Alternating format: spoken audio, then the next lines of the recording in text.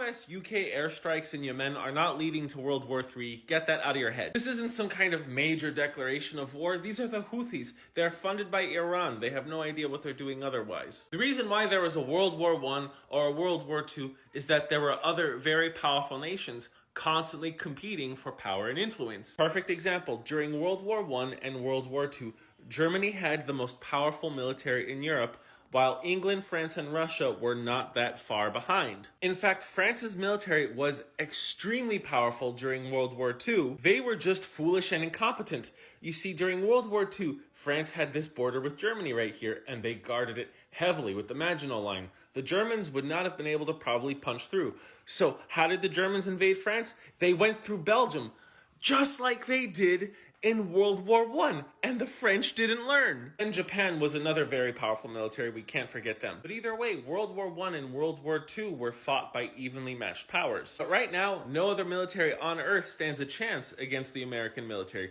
We have 750 bases all over the world. Russia's military is failing in Ukraine, and there's a good chance that most of their nuclear bombs don't actually work. Now there are reports about China saying that there are significant flaws in China's missile program, including missile silo lids that may not be fully operational, and missile silo fields, some of which were originally discovered by FAS researchers that may have stages components filled with water instead of fuel. May have is the key word. And what about the specter of Iran, because they seem so powerful? Just remember, the last time that Iran directly attacked an American ship, within 8 hours we sunk half of the Iranian fleet. Which is why the Iranian military now only fights through proxies. Let's go back to World War II.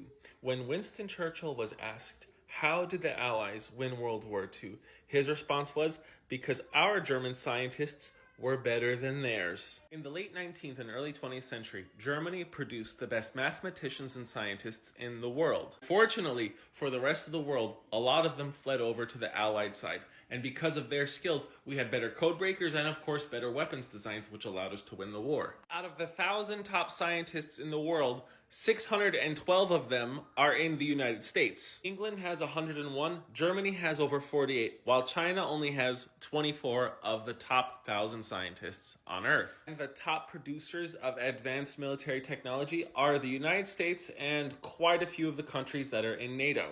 Russia, China, Iran, North Korea, they do not produce any kind of cutting-edge weaponry at all. And my last bullet point for this whole Houthi nonsense is George Bush Jr. Under his presidency, we were at war with Iraq and Afghanistan, and we were conducting operations like what happened with the Houthis almost every single day. Was it World War III? No. So keep in mind, World War I and World War II were fought because the competing powers thought that they had a chance of winning. That is definitely not the case here, because if any of NATO's enemies actually try to fire a shot against them, World War III will be over very, very quickly in our favor. I'm the Geo Hussar. The bread I made the other day came out great, and I just finished cooking the best salmon I've ever made.